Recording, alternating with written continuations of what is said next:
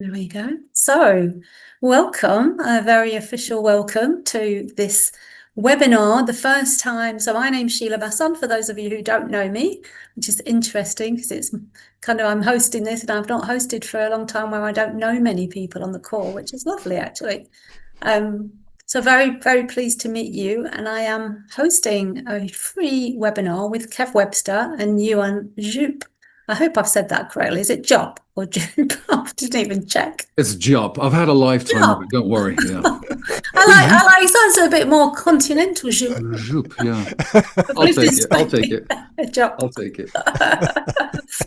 Sort of thing you should have checked before you started, Sheila. But anyway, here we are. So we're on the webinar called The Hidden Truth About Practice Anxiety.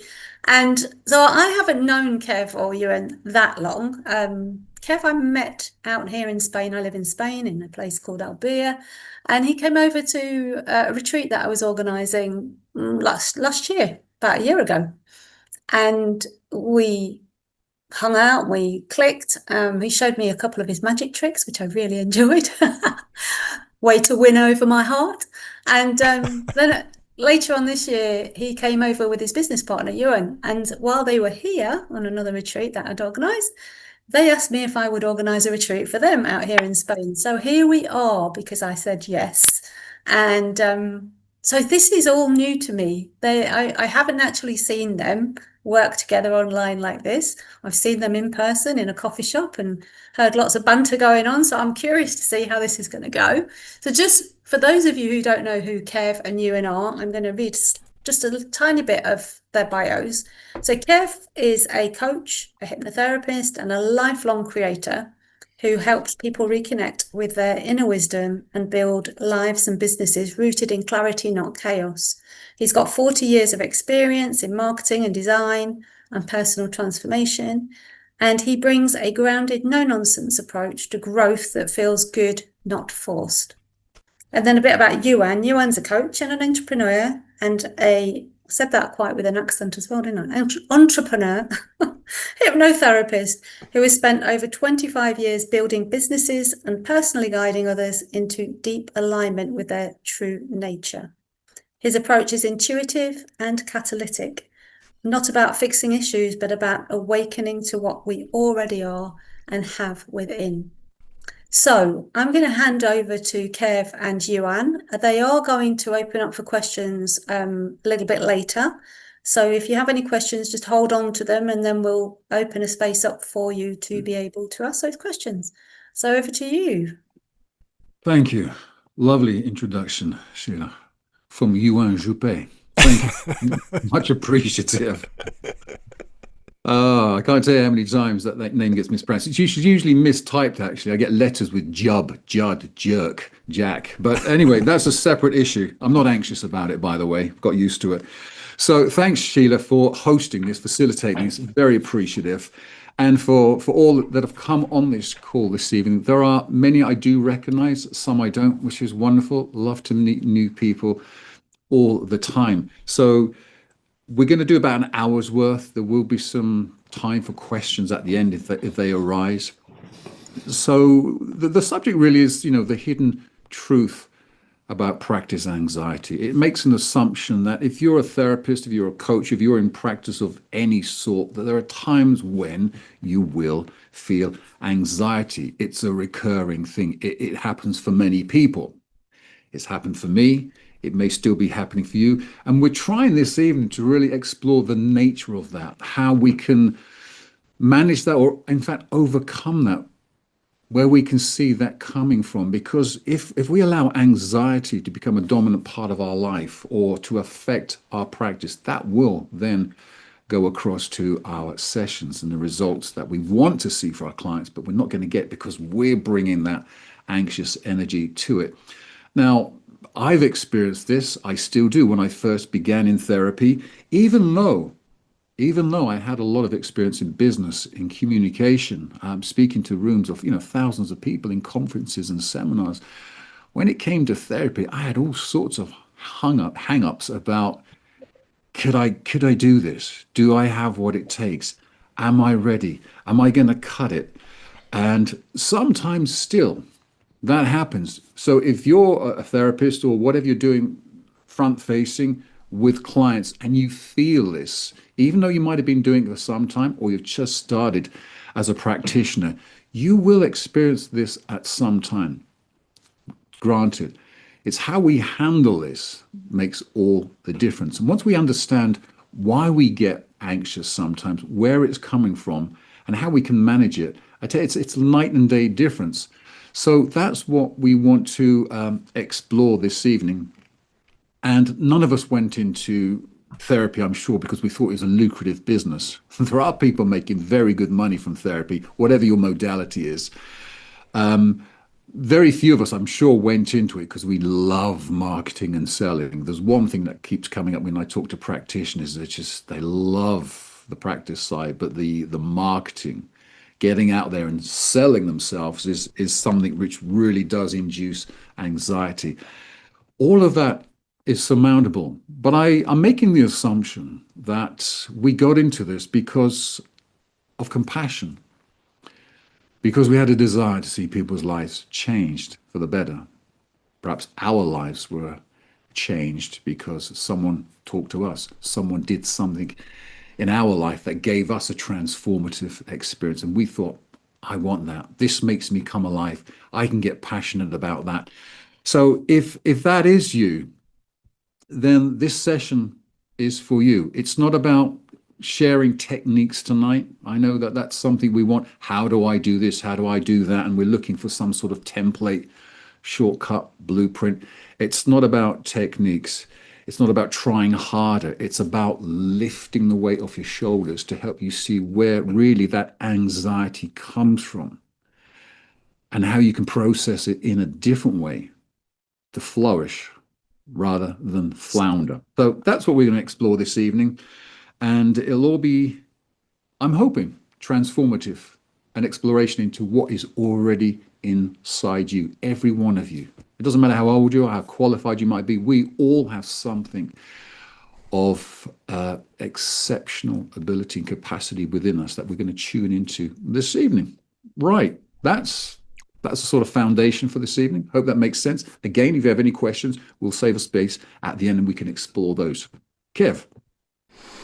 Okay, so before we begin, I would like to invite you to take a nice breath and just settle for the moment. Because what we're exploring isn't really about a technique, as Euan has said. It's not a mindset hack. It's not another way to manage anxiety. It's a different way of seeing where your experience is coming from. And once you see it, you can't unsee it. And then something will shift and you'll get a deeper, lasting experience of the way that you, I guess, experience things like the stress of anxiety calls or the empty calendar, money worries, impostor syndrome. Imposter syndrome, I mean, it's pretty indicative, especially in the world of hypnotherapy.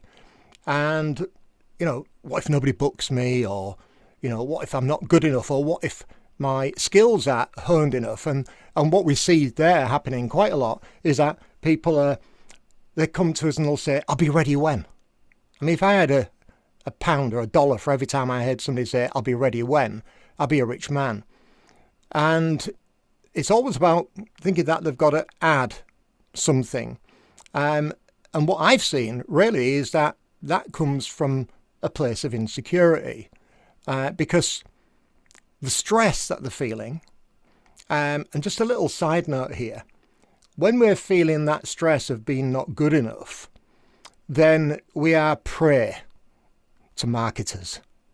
It kind of allows all sorts of messages from the marketing world to get under our radar, of the BS radar, and to sell us things that we don't really need or are never going to use. I mean, how many? I asked the people, I'm not going to, but if I asked people to put their hand up if they've ever bought a course that they thought would help them be better equipped or whatever, and then never actually did the course at all, and it still sat on the laptop, I'm sure a lot of hands would go up, because I know I was guilty of that so much.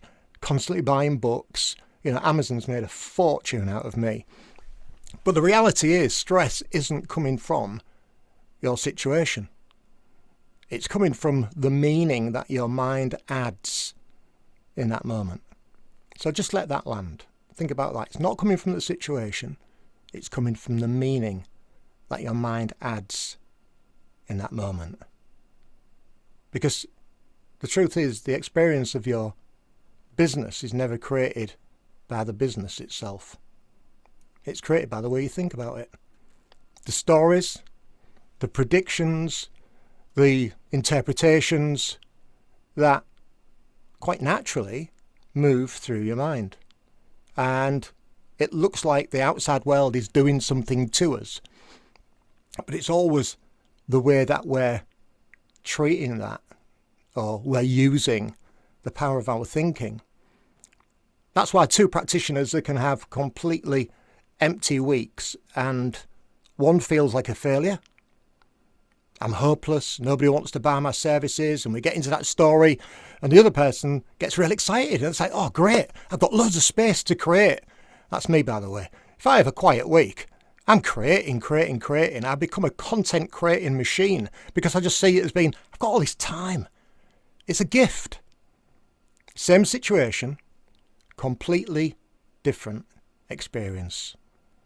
And that is because, the source of the feeling wasn't the calendar, it was the thinking about the calendar. And what's happening is that your feelings are telling you about your state of mind.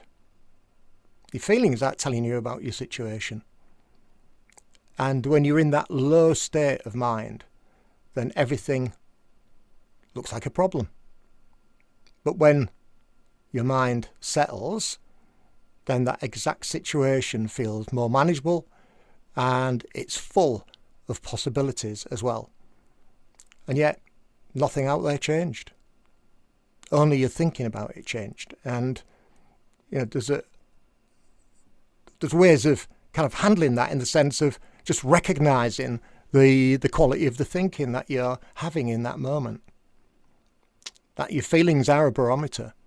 And instead of trying to constantly fix ourselves, affirmations, confidence tricks, morning routines, mindset exercises, breathing techniques, impostor syndrome worksheets, visualization methods, hours of journaling, all those things about trying to fix ourselves.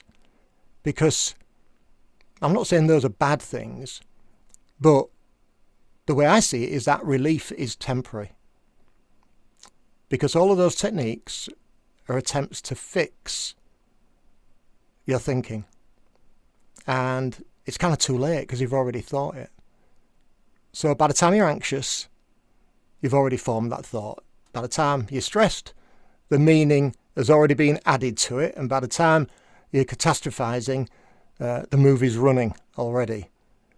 And that's why you get relief when you do those techniques, but it just comes back. And we don't feel our circumstances, we're feeling the thinking about the circumstances. So, trying to control the world or even control your mind is working at the wrong level. So what we're saying is that you don't need to fight anxiety, you don't have to build confidence. You've already got confidence built in. It's part of the blueprint of who you are. You don't have to work on yourself. I hear so many people saying, oh, I'm really working on myself this year. It's like hearing that is like somebody saying to me, I'm going to go and find myself in another country. And I'm like, well, you're right here. You don't need to find yourself. I found you already. You're here. Save your money. But it's always the idea that it's something outside of us. And the reality is our thought is always shifting. It's always self-correcting, and we don't have to fix it. It'll settle on its own. And I bought something, and just, and it's a bit of a gimmick, but if we look at what happens when we shake a snow globe, all of it is all super active. And yet when we do nothing, when we're still, everything just settles down. And that's what we're talking about here.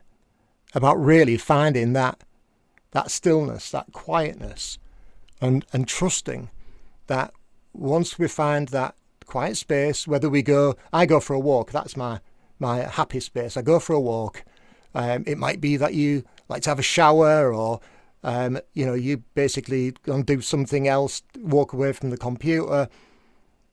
But when your mind goes quiet, then you get that clarity moving in. And that's when we get the creative thoughts. That's when we get those ideas that it's like, oh, why did that idea come from? Well, it came from you. It came bubbling up from the depths up to the surface because you gave it space to appear, because you got quiet. So, and that's not a technique, going quiet. That's you just settling and relaxing and not chasing. Stop trying to be confident. What do they say? Fake it until you make it. And instead, you just come home to a simple truth. And that is that you're always one fresh thought away from a different experience. So that's what I wanted to share in that piece, that we don't need fixing. We're not broken.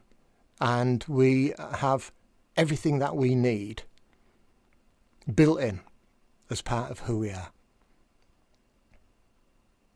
Yeah. When you see it, as you say, Kev, you can't unsee it. This understanding that actually, if it's our business, it's our private life, it's whatever our world is composed of, there's nothing out there that can actually touch us. I know that in some ways is a revolutionary statement, but things on the outside are what they are. Sometimes they shift, of course, the content moves, the quality of them changes, but essentially what we are experiencing life is, as you say, it's how we're interpreting what's going on out there. When I think about our business life, I think of a way when I was beginning in therapy, when I only had a handful of clients and was a bit unsure how about those sessions really had gone on, because the buggers didn't leave feedback, which is always a problem, getting reviews for sessions, because you're always left wondering, I wonder how that really did go down. And of course, your mind then starts to fill in the gaps. I bet it must have been terrible. I bet they didn't get anything. I bet they're gossiping in the village now. This guy's a complete twat. Don't trust him. Don't look at his marketing material. Don't get in touch with this guy. Pull down his posters and stuff. And then before you know it, we're trying to mind read every situation out there. We're trying to guess and fill in the gaps of what people are thinking about us and what we're offering in terms of our business, our practice. And it comes as quite a shock. And it's something you have to really feel into rather than try and think about. But when we understand that really our life and our experience of life is simply the feeling of how we're thinking about life, it suddenly makes such a difference. Because we realize we're just living on all sorts of assumptions about the world out there. And as we think about the world out there, as we think about our practice, our marketing, our selling, our this and that, and our offers, we get to realize actually that none of that actually matters. It's how we are processing all of that. And if we process it in a certain way, we'll get down about it, that we're not really making an impact. And we'll try and fill in the gaps with, I need more training. I'm not ready for this yet. My confidence is really low. Perhaps I need to get on some confidence courses. Then I'll be ready to go to the next level of my practice, when all of that is just head noise. And as you dwell on that, as you sort of fixate on that, that noise just builds in your head. And as those thoughts increase, the feelings then increase. And as those feelings increase, you really start to feel that you don't have it as a practitioner, that you do need X, Y, Z to fill in the gaps. Now, I'm all for, developing myself as a person. Kev is doing it. I'm doing it. investing money on a monthly basis in all sorts of things because I want to be a better version of myself. But that hasn't stopped me going out today and making changes. I've taken some calls today, and I realize that there's something within me, as there is within all of you, that some people will resonate with, that they can be changed thereby. So, if there's anyone on this call this evening thinking, you still are in training, there's still a long way to go before you can help people, that's really anxiety talking. You're trying to convince yourself that you don't have it when we do. One of the greatest truths we've stepped into is to realize that you and me, we're all the same. We all share access to this universal mind, infinite resources, infinite wisdom when we need it. When we just let that snow globe just settle down, there's a space where we can all access what we need for our practice. And beyond that, for our life, for our relationships, for our finances, all sorts of things then get really positively influenced by the understanding where our experience comes from. Now, here's just a little experiment. If you're new to this sort of way, some examples. I just want all of us right now, okay, without falling asleep, just to close your eyes, just to become aware that it's just you here. Don't worry about anything else, but just to close your eyes, okay? This is not hypnosis. It's just simply becoming singularly focused on this idea that I want you to become aware of, that a time recently when you felt stressed, overwhelmed, or perhaps anxious, let's use that word, when you felt anxiety about your practice, about you, your abilities. And maybe you're getting it now. Maybe as you think about that, you're starting to feel about that stressful situation. You're starting to relive that anxiety. Just think about that. Just dwell on that. Just let that percolate for a second. And you might remember, you might recall when you were experiencing that, you had certain feelings that caused doubts or just a bit of inattention. Now think about this, that at some point, maybe it was, quite soon afterwards, or perhaps it was a day later, that the same situation was still there externally. Yet the feelings changed, the feelings shifted. You didn't feel that stress. You weren't anxious. You just weren't going through the same emotional responses that you had been, even though the externals were still there. The external influence, it didn't affect you in the same way. As you just ponder that, ask yourself the question, what changed in me? Was it the situation, or was my state of mind? What really was the difference? What changed? Was it what was going on out there? Or was it my state of mind? You can just come back now, just open your eyes, and maybe as you thought about that, not overthought it, but just thought about that, maybe something just shifted within you, and you saw, yeah, actually, the thing remained, but something was different about it, that I wasn't experiencing those feelings. Maybe one or two of you just want to notice something that you just latched onto there, something you felt when you thought about that example I gave. You could just quickly unmute yourself and just share that, whatever that was.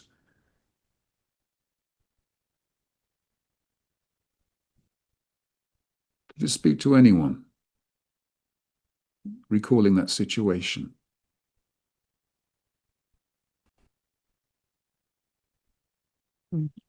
I recalled something from quite a long time ago. Okay.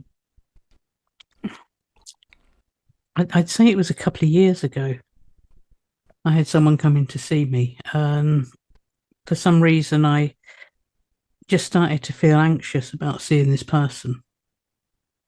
While we were going through that, I felt that knot come back in my stomach that I felt then. And then when I saw this person, it was absolutely fine, of course. Why was it suddenly fine in it, I wonder? Well, they were there for a start, so I could stop thinking about it because it was actually happening. Mm. So it was all the thinking that went beforehand that was causing the problem. Because I was thinking about all the things that could go wrong. At not one point did I think to myself, oh, well, it could have gone well. It could go well. Yeah. I've done this enough times, I mean, typically it does go well, doesn't it? usually. Subjective as that And even is. if it doesn't, you can wing it. Yeah. I think we've all done that from time to time. But you said that it was the thinking about it Yeah. which makes the difference, of course.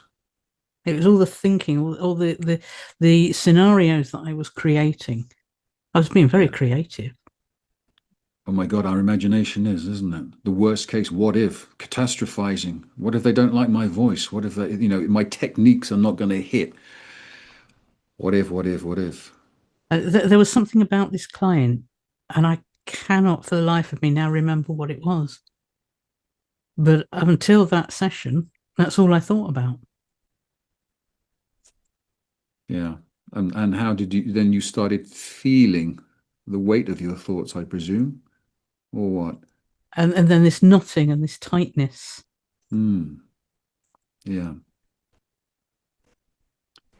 I wonder how many of us are carrying that as we think about turning up, performing in our sessions.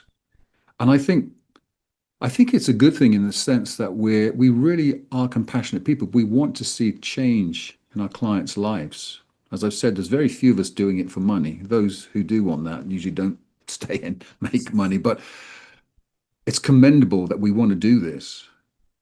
And so I think the anxiety about getting transformation for clients is a natural thing, but we have to understand it really is just it's our internal processing of it that then creates that anxiety, which then gives us that experience. Our consciousness brings it alive. That must be really what it is out there when it's not, because our thoughts shift in a different direction. And all of a sudden, I'm excited about this session.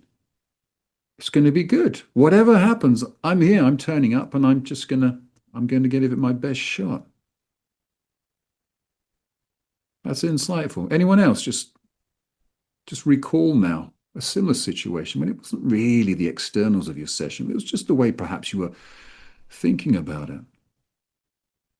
And then you noticed that shift and you thought in a different way. Anyone?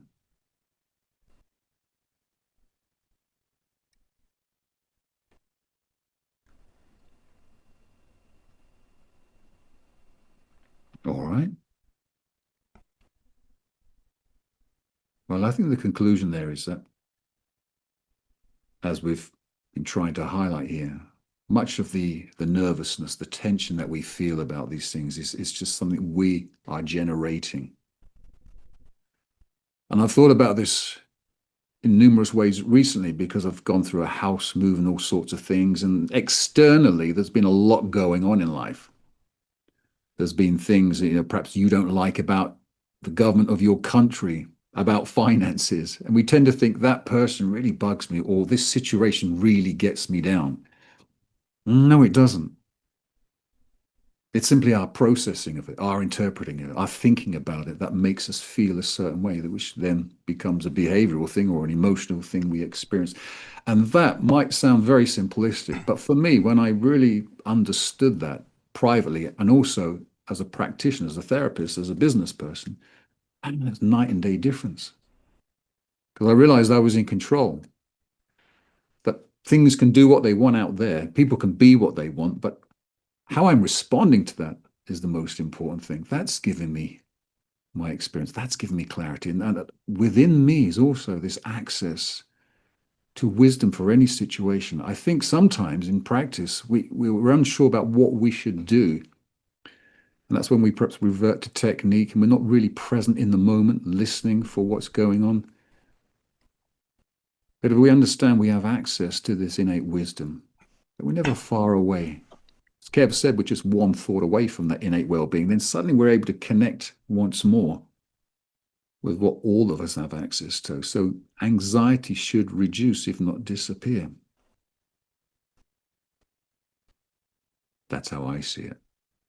And it's been very helpful for me in practice. Kev, anything to add on that?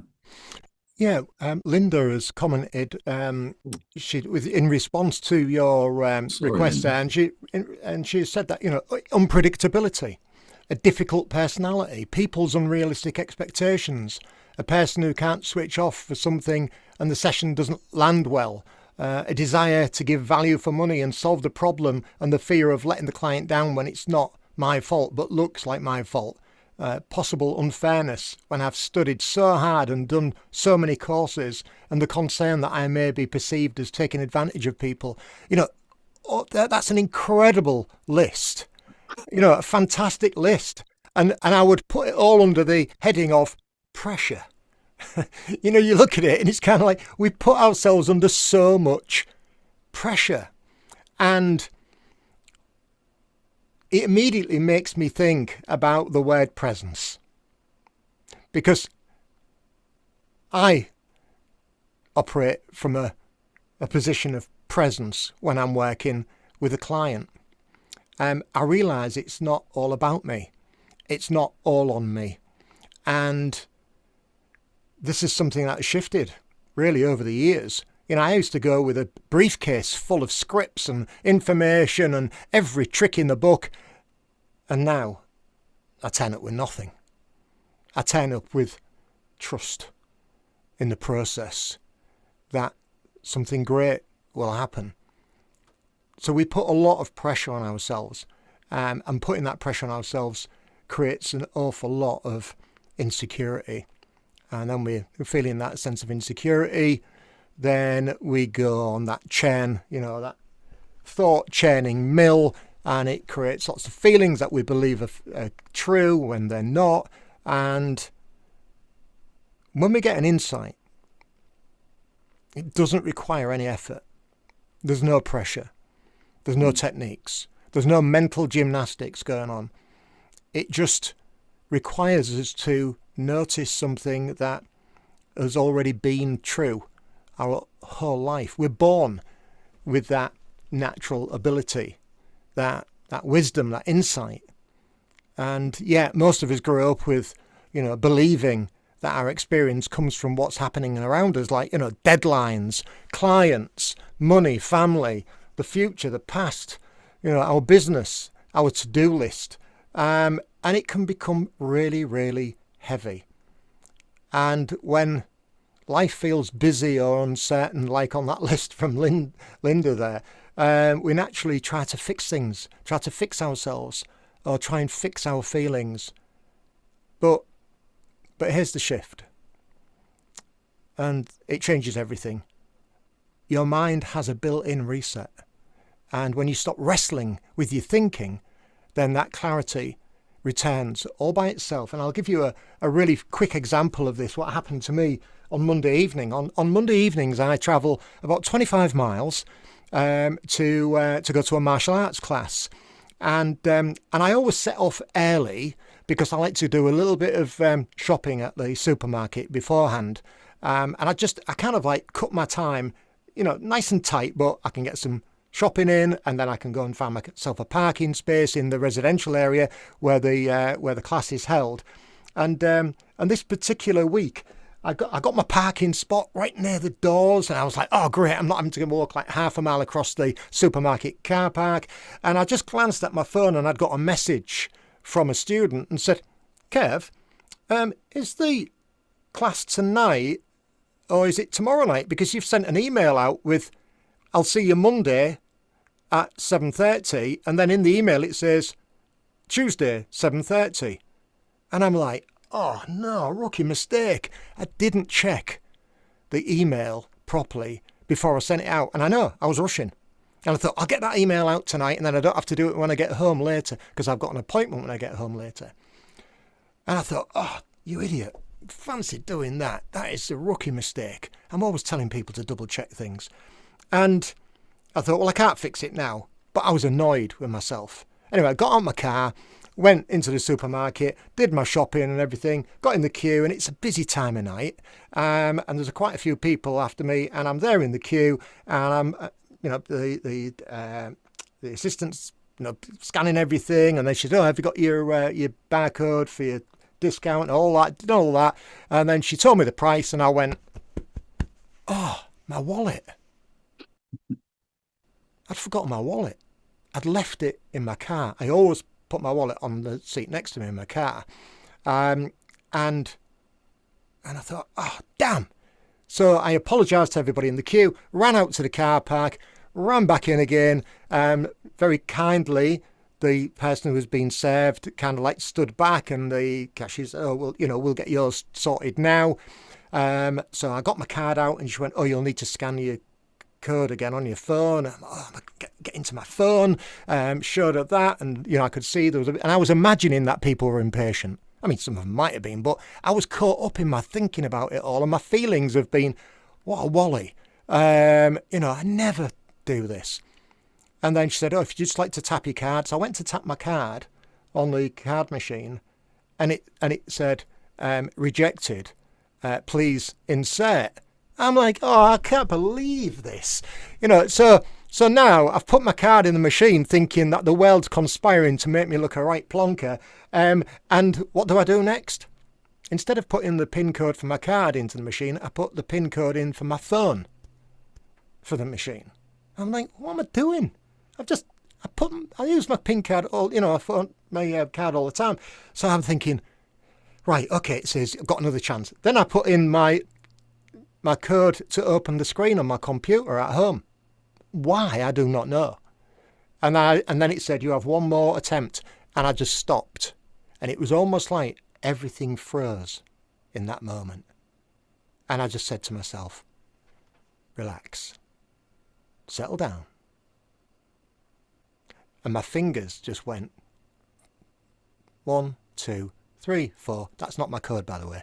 And that was the proper code. I didn't even think about the numbers. My fingers knew where to go on that keypad. It's done it 1,000 times before. But as I'm walking, I thanked everybody for the patience. I thanked the cashier for the patience. And as I'm walking outside, I just thought, wow, am I grateful for that wonderful example of getting caught up in my thinking. What a great example.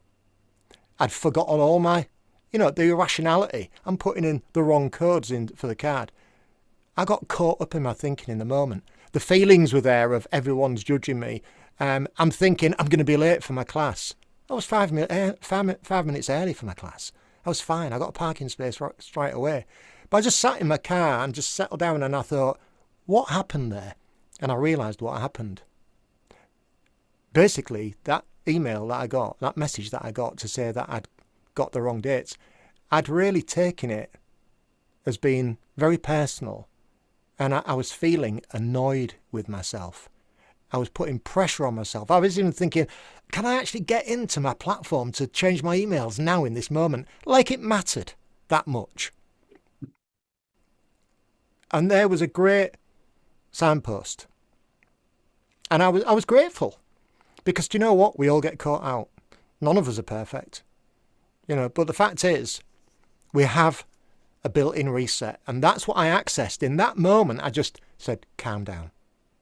I got that built-in reset. I stopped wrestling with my thinking, and that clarity came back. And it just shows that we don't have to work on our thinking.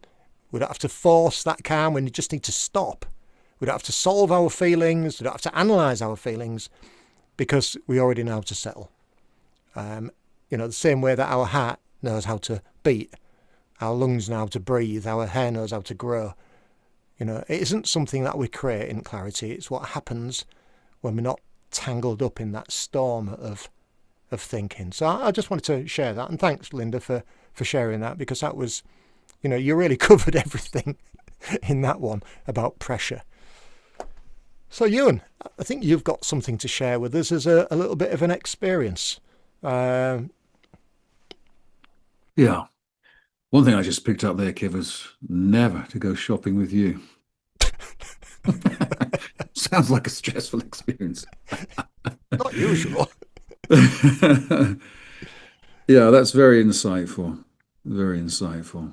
And it's amazing how quickly we do let it escalate into all sorts of things. What if I then just before we know it, it's just run away from us. till we can salvage it. Reminds me when I began, I would take all my books in from my therapy training sessions, manuals and manuals, sit down with the client.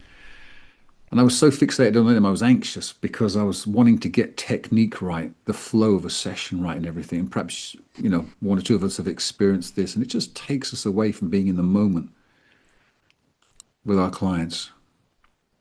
We might be making some of this anxiety ourselves. And as I said, we are. It's not coming from external sources. It's just the way we're thinking about a session. A hell of a lot of pressure on ourselves sometimes. When, as Kev said, and I'm discovering, I'm trying to be present. I know that might sound a bit woo-woo or pretentious on my part, but I don't take preparation. I am the preparation, as it were. I try to be mindful of what I'm going into with a client, reminding myself of what it is that they need help with. But even then, I used to think I was the savior of the world, particularly my old coaching style. But all of your clients have the answers within them.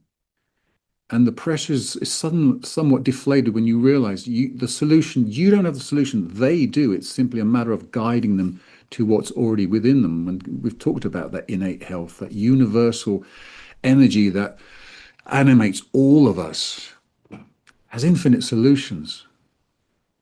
I know hypnotherapy is one way perhaps to access them, but there are other ways as well. And it just relieves us of a lot of pressure once we see that they have the solution already. Otherwise, we feel we have to come up with something innovative and novel. Anyway, I thought this would be just a good little, what can I call it, an activation, visualization, where I want you just to ponder something, but be in the moment, I suppose. That's the important thing, where we can just let any anxieties go. And maybe you're thinking about some session tomorrow, something that's down the line and it's got you worried because you're putting unnecessary expectations on yourself to perform, to do something in your marketing and so forth. It's all superfluous in one way. It'll pass.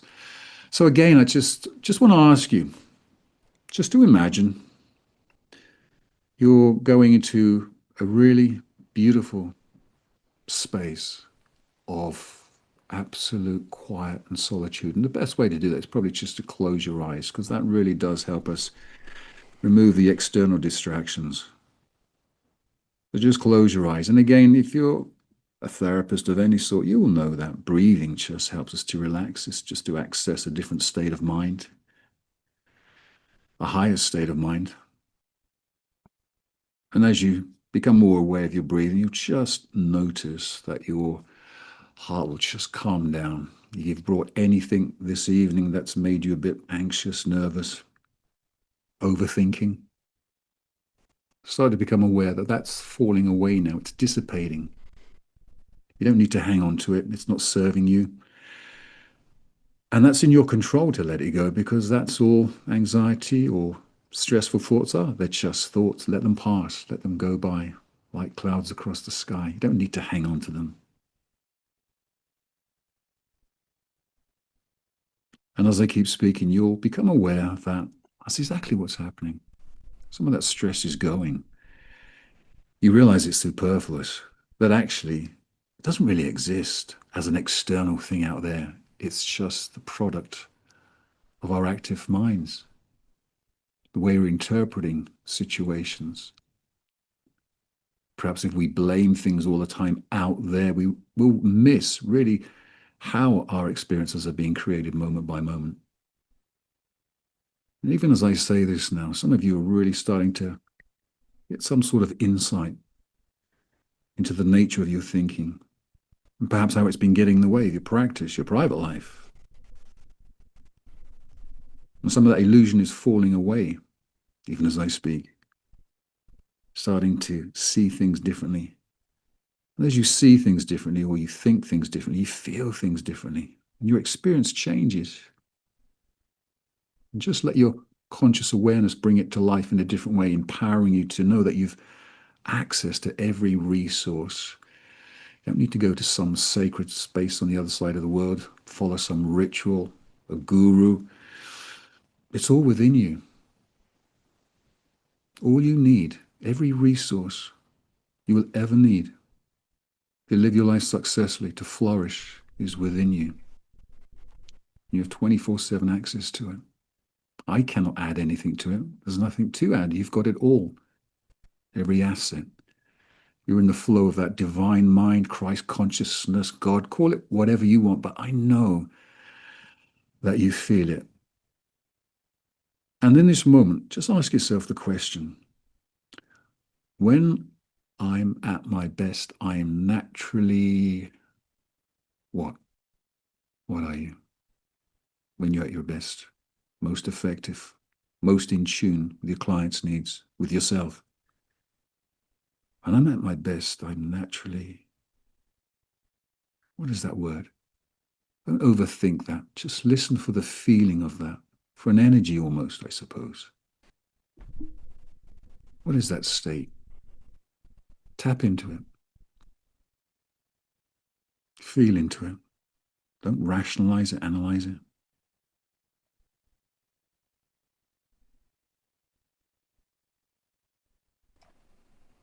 For me, it's being present. When I see myself as being in service to my clients, that I don't have to impress them. I feel I'm at my best when I'm in the moment, present, listening, not thinking about tomorrow, family, or whatever. Just present, enjoying the moment, knowing that being in service is its highest reward. Anything can come out of that. There's always a potential for shift when we're just there with compassion to serve people, to be present. Just sit with that for another few seconds and see what speaks to you. What do you feel?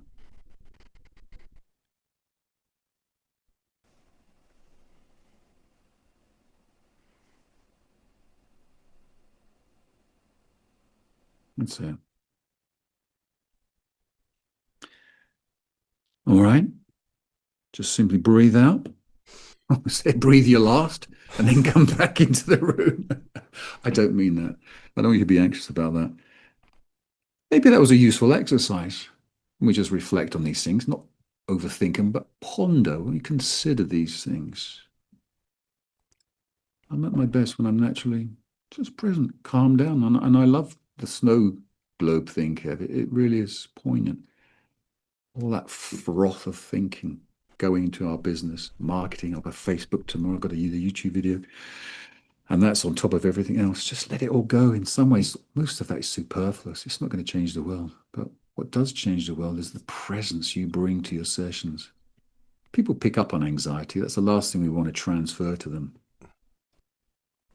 Coming from a place of mindfulness. So I hope and I believe that this evening you've seen where our experience comes from. And if before you've been thinking, well, it's all out there and that's I blame that person, my upbringing, my mother was this, and advertising, my practice is very difficult and you don't understand. Well, the truth is, all of that is an experience of our thoughts that we feel and then we consequently feel as being the reality. But it's not. We can shift from that. We can change. We can access what we need to very quickly, permanently. Kevin and myself will be dealing with these sorts of things and a lot more on a very special retreat that we are doing next year with Sheila in Albia, Spain. Now, we were there this year as like two naughty schoolboys, we kept being told. And it was the first time I'd met Kevin. Yeah, we did a few silly things, of course. We won't go into detail at all. But we just felt at that moment, this would be wonderful to bring people in our orbit and beyond into experiencing, what we're doing, how we're evolving, and some of the understanding and the insights that we've come into, because we've found them to be profound and life-changing. So with Sheila's help with it, we've organized an event for next year in April time.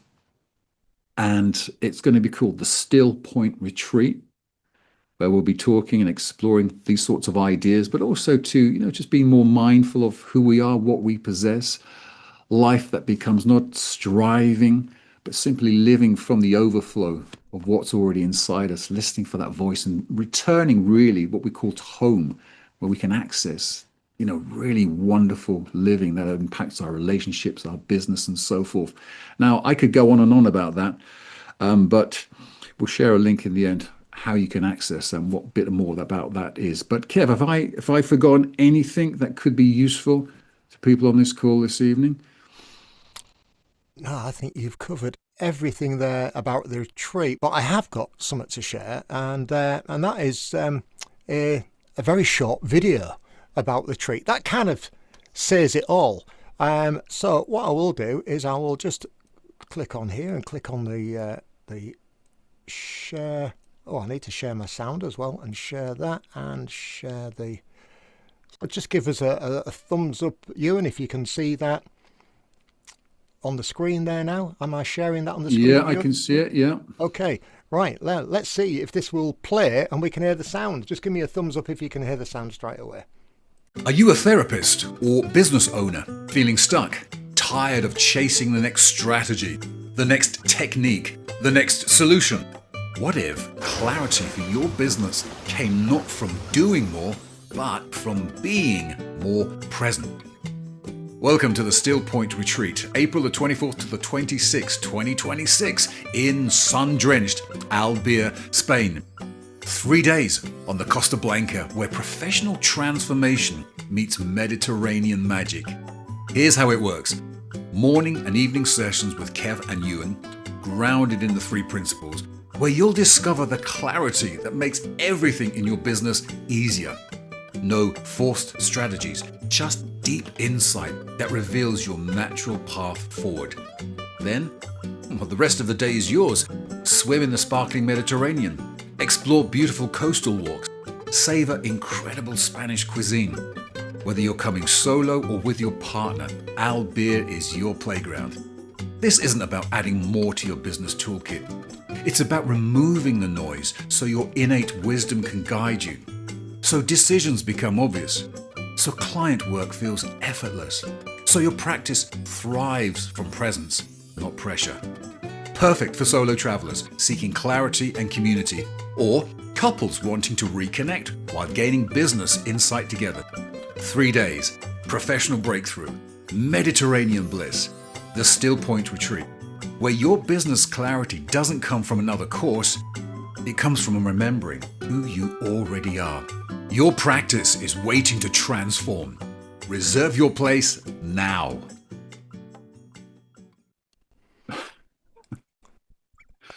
I want to be there. I could watch that over and over. I've seen it so many times, that advert. But absolutely wonderful. Sheila, would you like to share the link to that page? Because I know we have an early bird offer. I've never been to Spain in my life until a year ago. It was just never a destination of choice, really. And then when I went along to Albia, to Mark Howard's webinar, fell in love with the place. Absolutely, amazing. The food, the prices are just so reasonable. For me, it was a vacation as well as a retreat. And then Euan and I went back out again in November to Dominic's and Grace's event. We added extra days on, so we were there for about 7 days because it was just so lovely. We went into a restaurant that day. This is just to give you a feeling of just how welcoming the place is. We went into a restaurant, a Sicilian restaurant, and we had a meal there, and we were chatting with the owner. And then I returned a couple of weeks ago to Viva 2025, and I went into that restaurant. And as I walked into the forecourt of that restaurant, the owner, the lady, ran out and gave me a big hug. And she asked me if I wanted meatballs again. And I was just like, "You remembered what I ate?" And she went, "Of course I do." And I was just blown away by the hospitality. So it's not just a retreat, it is an experience. And Euan said there would be time to do your own stuff, in the afternoon and on an evening. Well, we wanted to add a little bit more to that, where we're going to give some optional choices of doing other things as well. I mean, there's a beautiful lighthouse walk, so maybe a lighthouse walk and picnic, or if people weren't feeling so sort of physical in it. They might want to stay back in the hotel, and I would put on a little bit of some training around mentalism and magic as a lovely way of communicating the nature of illusion and thought. I use it all the time with clients just to show them how easy we can fool ourselves. And so, this is what we're putting together. We want to really make it comprehensive. So, yeah, if that appeals to you and you've got any questions about it, then please just get in touch with Euan or myself or Sheila. You'll find us all, if you're not connected to us, all of us on Facebook. Happy to jump on a Zoom, chat with you about it if you've got any questions, or if there's anything that's come up from this call that you've got any questions for that you forgot or you didn't want to ask in public, or that you thought about afterwards, then please, we're inviting you to get in touch. But I think we've got time just to open it up for a couple of questions. Now, if you would want to unmute yourself or put your hand up, and then, we're going to try and finish on time. But yeah, shall we open it up for a couple of questions and see if anybody wants to ask anything about whether it's about the retreat or about what we've been talking about? We'll do our best. Seems to be a couple of things in the chat, but I can't see them there. It'll be their questions.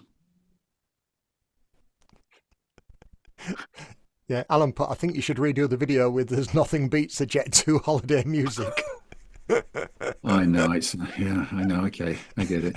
I wanted it to come across as playful, because it will be, it's relaxing as well, but okay. Carry on camping. We couldn't resist the video. I mean, Euan has got the voice of radio. I'm told. If you've got a question that you want to put in the chat and you don't want to unmute yourself, then please do that. Kev. Yes, Amanda. Hi. Hi. Where would you fly into? Alicante.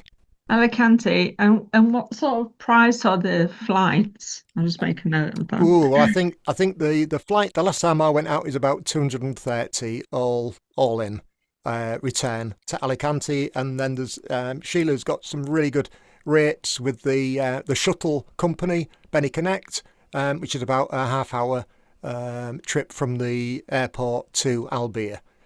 So, and you can fly into Alicante from Leeds Bradford. So that would be convenient for you because you're up in Scarborough, aren't you?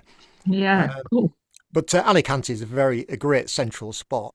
And as I say, the actual transfer is great. They're brilliant. I mean, when you're leaving the day beforehand, you get a text telling you where the pickup's going to be. It's so efficient. I mean, it couldn't be more relaxed. I've had such a great time there. It is wonderful. But yeah. Is it possible to stay on sort of longer, or would we have to look for different accommodation, or? No, Sheila's negotiated wonderful rates at the Palais Robert Hotel. Beautiful food. You can get an all-inclusive for, I mean, when I went, I don't know if prices have gone up, but when I went, I think for about £70, it was full board per night. Right. And I've even got a swimming pool. It is wonderful. But yeah, as I said, Sheila's negotiated great rates. And we get coffee and frittata and cakes and everything in the breaks in the morning and the evening sessions as well. You're well looked after. And but no, we stayed for an extra 7 days in total, and it was only a 3-day retreat that we were on. So yeah, it really is something to be, if you want to extend it either way, the beginning and afterwards, you can do that. It's well worth it. A three-course meal for, is it 21 euros? I think, Sheila, I went to Riva one lunchtime at the Viva 25, and it was 21 euros for a 3-course meal. Just incredible. I remember 13 euros at one of the places we went to. Exceptional food. It's the one for 13 euros, yeah. Crazy. Yeah. Sheila, is there anything that you want to add? I think you've just sold Albert very, very well. I mean, I live here, so I'm very biased. I love it. The Benny Connect, the Hotel Robert Palace. I've been using that hotel for years and years for my retreats. They treat us very well. I don't know about a frittata. It's called a tortilla española. So, you know, Spanish omelette. But yeah, they're Apologies. the best. The best. I think you might be in the wrong country for a frittata, but It was delicious. Yeah, we're well renowned for that. But yeah, it's really, Alicante is such an easy airport to fly into, and we're well connected. Everything was in the hotel's literally a 5-minute walk from the beach. The beach is gorgeous, and as Kev said, there's a lighthouse walk right on our doorstep as well. So it's got loads going for it. Hence me, like for the last 13 years, I think it is, been running retreats out here. It's and a place that people keep coming back to over and over again. So yeah. And remember, nothing beats a Jet2 holiday to the Still Point retreat, albeit. And Jet2 do boys from here as well. It's right in there. Well, if there's nothing else, I mean, I just want to say thank you, Kev. Thank you, Euan, for your shares and your stories and the video, which is very entertaining. Thank you for that. Yeah, and I look forward to, if anybody has any questions at all about anything, you can get in touch with me, Sheila@SheilaMassan.com. You'll find me. The page is actually on my website, so you'll be able to find me there. And I imagine there might be another one of these on a different topic somewhere along the line. Yeah. Look forward to that. Absolutely. Yeah, we'll be repeating the webinar. And we'll be sending out the recording. I'll be sending out the recording at some point tomorrow for those who would like to listen again, and obviously for those that have missed. Yeah. Okay, well, we did say we'd end on time. We've only gone 5 minutes over. That's not bad at all, is it? No. Thank you, everyone. Yeah, Appreciate thanks, it. Take care, everybody. Thank you for being here. Yeah, thank you. Wonderful. All right. Bye for now. Good night, Thanks. everybody. Good night.